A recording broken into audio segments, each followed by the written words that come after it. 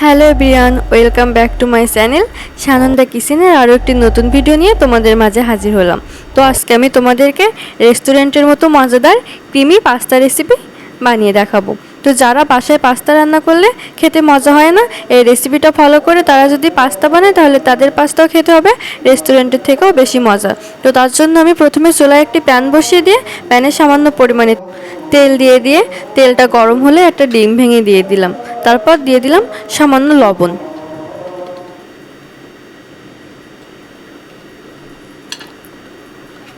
এবার আমি ডিমটা এভাবে অনবরত নেড়ে দিতে থাকবো, কারণ ডিমটা আমি একদম ঝুরি ঝুরি করে ফেলবো। যত ঝুরি হবে ততই খেতে বেশি মজা লাগবে। তো ডিমটা এভাবে ঝুরি করা হয়ে গেলে একটা প্লেটে করে উঠিয়ে সাইড করে রাখবো। তো তারপর আমি কড়াইতে আরও একটু তেল দিয়ে এখানে দিয়ে দিয়েছিলাম 2 চামচ ময়দা। তো ময়দাটা দিয়ে এভাবে কিছুক্ষণ আমি নাড়াচাড়া করে নেব। নাড়াচাড়া করে তেলের সাথে ময়দাটা খুব সুন্দরভাবে মিশিয়ে নেব। তো তারপর দিয়ে দিলাম এখানে 1 মগ লিকুইড দুধ।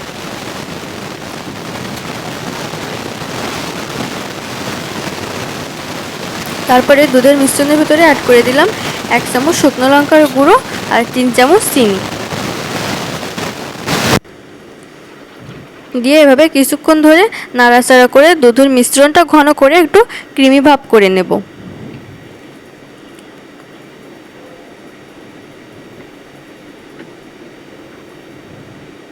তো এখানে অনেকক্ষণ ধরে নাড়ানোর ফলে দুধের মিশ্রণটা একেবারে ক্রিমি ভাব চলে আসছে। এবার সিদ্ধ করে রাখা পাস্তা দিয়ে দিলাম। পাস্তা দিয়ে একটু নাড়াচাড়া করে দিলাম যাতে করে কড়াইয়ের সাথে লেগে না যায়।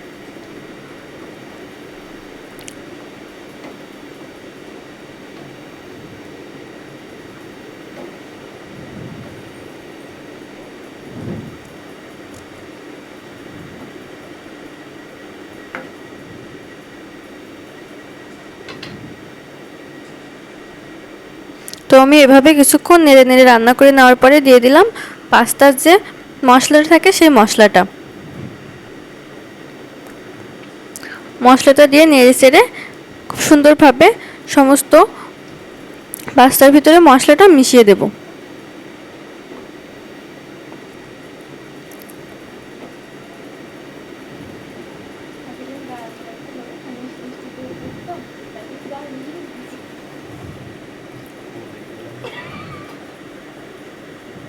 এবার দিয়ে দিলাম স্বাদ মতো একটু নুন।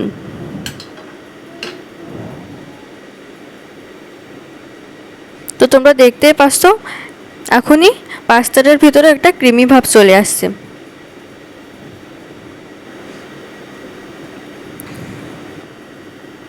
তো এবার আমি সেই ঝুরি ঝুরি করে ভেজে রাখা ডিমটা দিয়ে দিলাম। ডিমটা দিয়ে আরও একটু নাড়াচাড়া করে দিলাম।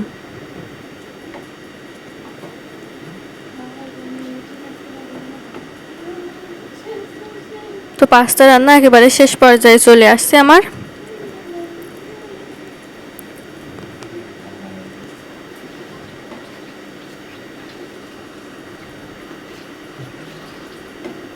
এবার আমি উপর দিয়ে একটু চিজ গ্রেট করে দিব।